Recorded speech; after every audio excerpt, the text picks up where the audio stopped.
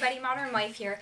Today I want to do a little bit of a different kind of video. I've been talking to one of my girlfriends and she was expressing some frustration with being single, and I remember being there before I even met my husband, even before we were dating, and feeling the exact same way, so I could definitely relate.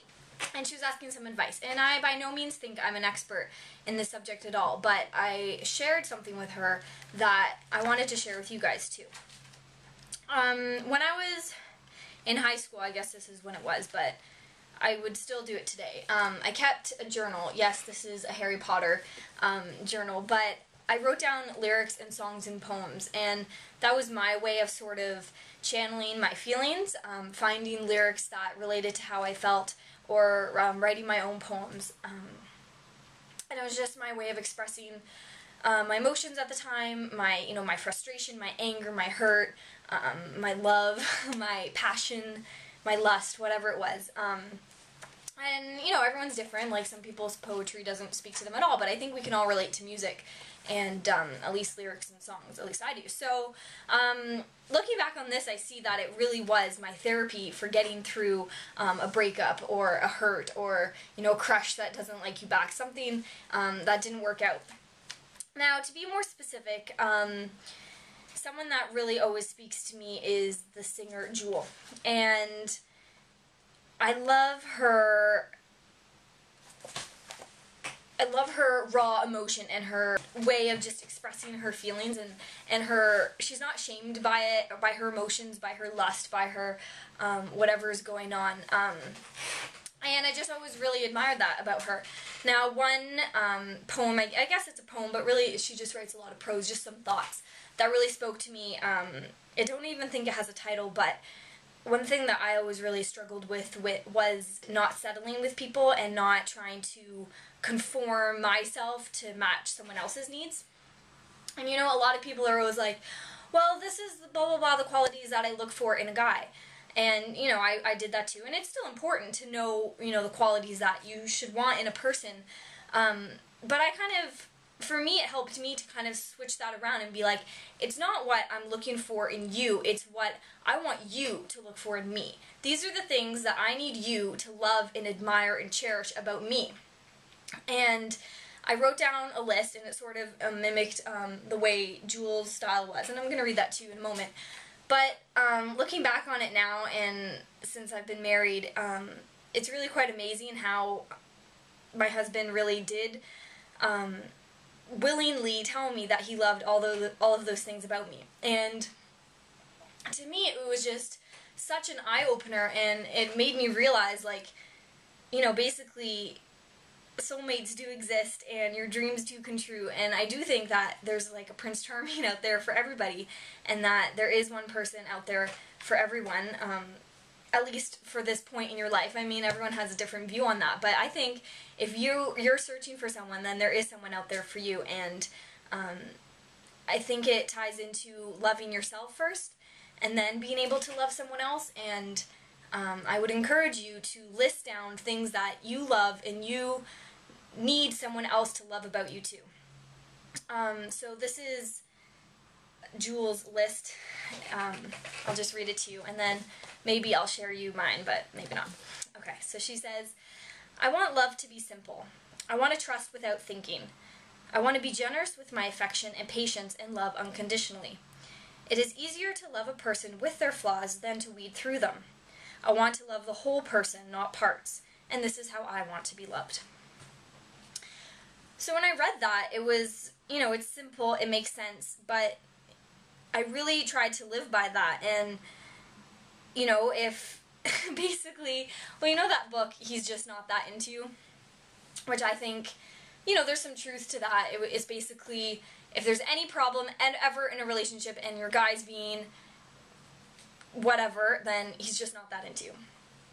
I think it's a little bit harsh and a little bit rude, but some people thrive with that approach.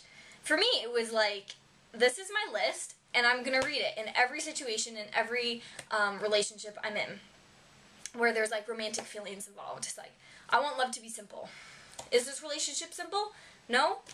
Maybe it's not that good. Maybe it's not working out. I want to trust without thinking. Are there trust issues? Okay, you can get over them, you can develop them, but is it something that can be fixed or not? I want to be generous with my affection and patience and love unconditionally. Do you feel like you have to hold back in a relationship? Do you feel like you can't say certain things? Do you feel like maybe you love the person more than they love you? Are you not receiving the same love that you're willing to give?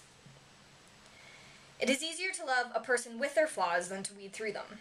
I think this could go both ways. It's easier to love a person with their flaws than to weed through them. So she's admitting, sometimes it's easier to be like, I love you, I want to be with you, I'll do anything to be with you, I'll love you even with your flaws, so I'll change myself so I can love you.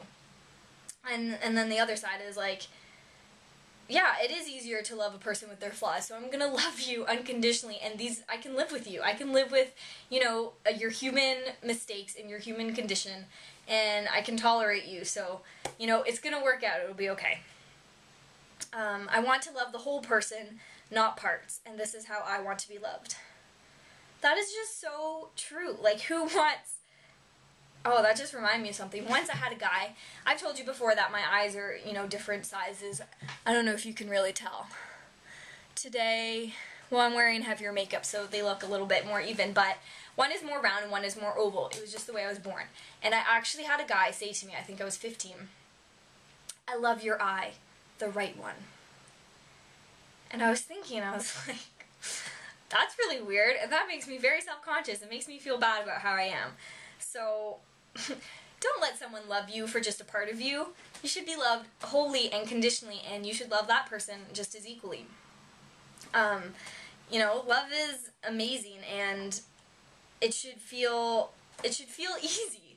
It should. I mean, obviously there's always dents, and you gotta work through things, and there's molehills that need smoothing, but in my personal opinion, if your relationship is really hard and difficult, then maybe he's not the one.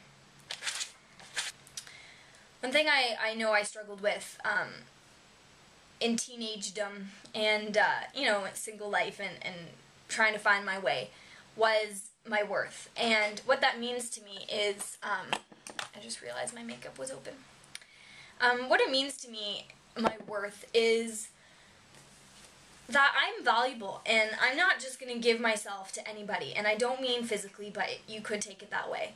But, I want to be able to share myself in my true self, and it's so easy to put on a mask and adjust how you're feeling and adjust yourself to accommodate someone else's needs or their wants, or, just for a relationship, just being that person that someone is going to, adore. But for me, I realized that my husband was the one when I was completely 100% myself with him. And there was no hiding things, there was no sugarcoating things, there was no trying to alter myself to appear a certain way, or, I'm not saying that I was ever fake, but there always are different sides of yourself that you're going to show to certain people, like, your work side, or your weekend side, or your family side, or your girlfriend's fun night outside. But with my husband, I knew that I could show him everything, and he loved everything, and it makes me feel sad when people feel like they can't have that, or that they won't be able to achieve that, or that they can't behave that way, or be themselves with someone. It makes me sad, because there is someone out there that's going to love you 100% just for you. So, those are just my thoughts. Don't jump on me. I mean, I'm not saying if there's struggles in your marriage, go break up with the guy, but I'm just saying if, you're still searching for the perfect one and you're trying to, decide whether to move on or let go or work on it, or I would just encourage you to write out a list, or even if you're single, just, this is what I need from a man, for me, to have a happy and fulfilling relationship. And I think you'll be one step closer to feeling happier and healthier, and passing that on through your relationship as well. So just wanted to share that with you. Always know your worth, because you're very special and precious, and you don't want anyone to take advantage of you. You should always be respected and loved, and I wish that for all of you out there. So that's it for now. Thank you so much for watching, and we'll catch you next time. Bye.